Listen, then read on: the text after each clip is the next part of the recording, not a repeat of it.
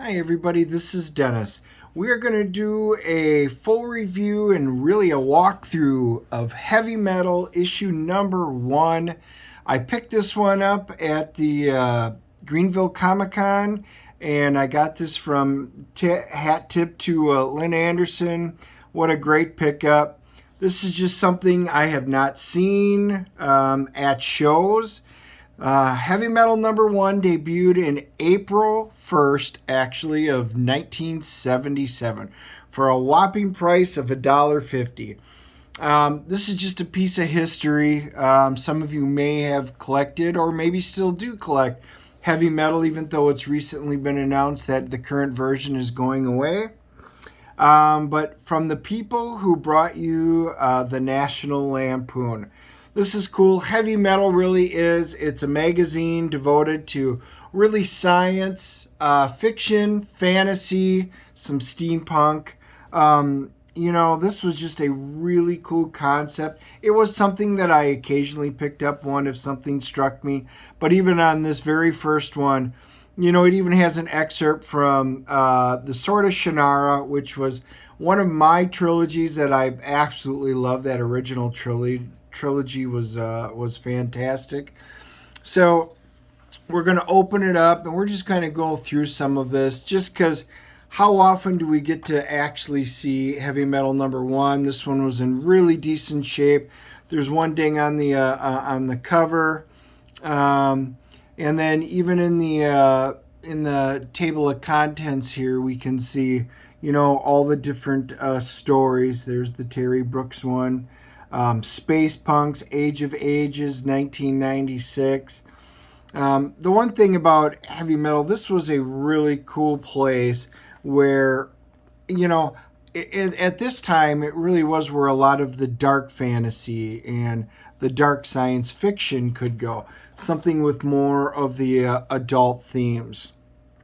And it was just a great concept, and I think today's version of it just doesn't have the quite impact that the earlier versions had, and I think that's maybe why.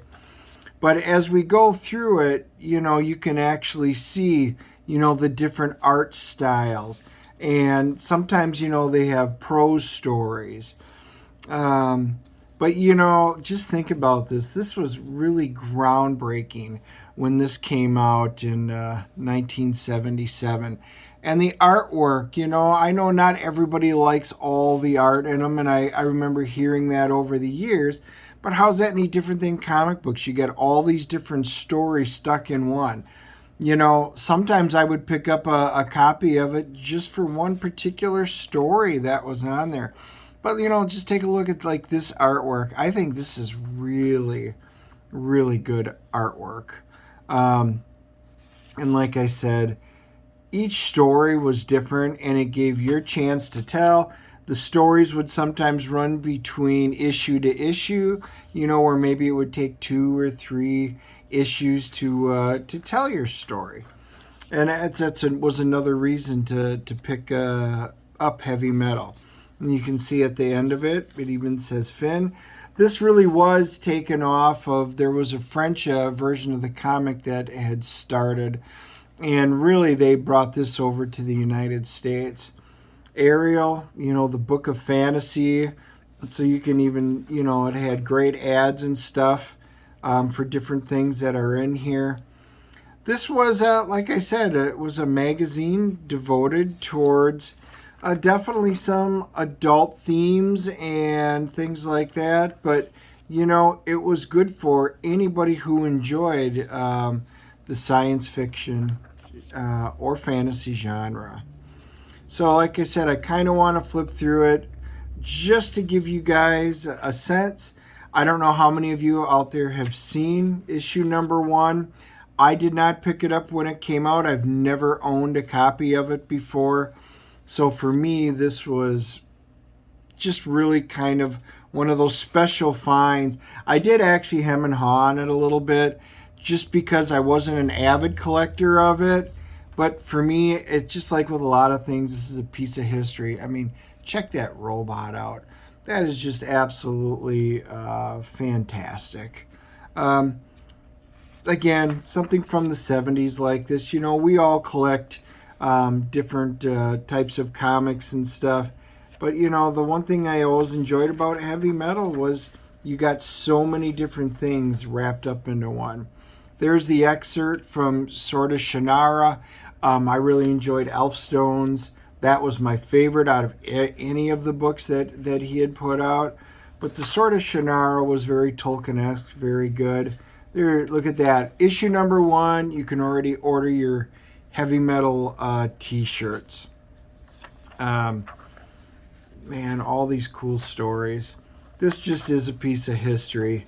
Let's see. Look at that. You can subscribe now to heavy metal. Boy, $8 for the year. That is just really cool. Check that out. 12 issues. Yeah. Yep. I don't know how many of you actually ordered heavy metal through it or even comic books through the mail. I basically did most of my comic stuff right through my local comic shop. Same thing with the heavy metal. Whenever there was an issue I wanted, I would just make sure I got it from my local comic shop. Here's the Space Punks. Again, sometimes you got color, sometimes you got black and white. Sometimes they were home runs, sometimes they were singles. But all in all, the concept of this was just groundbreaking and very cool.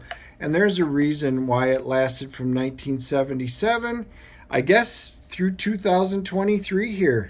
So unless somebody else picks it up, this could be the final end of heavy metal. Like I said, I just wanted you guys to be able to take a look through it. Smash that like and subscribe button. I'd love to hear your comments on this stuff as we go through it. Like I said, I just want to take a few minutes to go through it with you guys. Some of you may have it at home. Some of you may have read it. I am debating on actually getting this one slabbed because it's so nice. I don't like to do that on a lot of books, but maybe I'll go out and find a beat-up reader copy of that and slab it because this one is in just fantastic shape. And like I said, with everything in here, guys, the little short stories and stuff, this is where all of that genre really, really took off. So heavy metal, salute to you guys. This has been fantastic. And look at that, even English leather cologne. Oh my gosh. And then, of course, the absolutely fantastic back cover. So if you haven't already, like I said, smash that like and subscribe button. Leave your comments down below. You can check out, I do full reviews and quick flips each week. I wind up doing movie reviews. Andy and I always see a movie each week, and we do our reviews on them. We do our Wednesday live show where we bring you comic book creators, and you guys get to meet them and interact and ask questions. So our Wednesday live streams are great. And then we'll do comic calls and things like that, like I did for all the books we got, which this was one of them. So make sure you, like I said, subscribe, leave your comments down below, and then I'll leave the links down below. You can check out Kor-Drath, The Reckoning. We just put up our $100,000 stretch goal, and you'll want to check that out. A fantastic Bud Root, sequential 4-page story, and he hasn't done sequentials in probably over a decade, so this is some big news. So check everything down below, and we will catch you guys on the flip side. Thanks.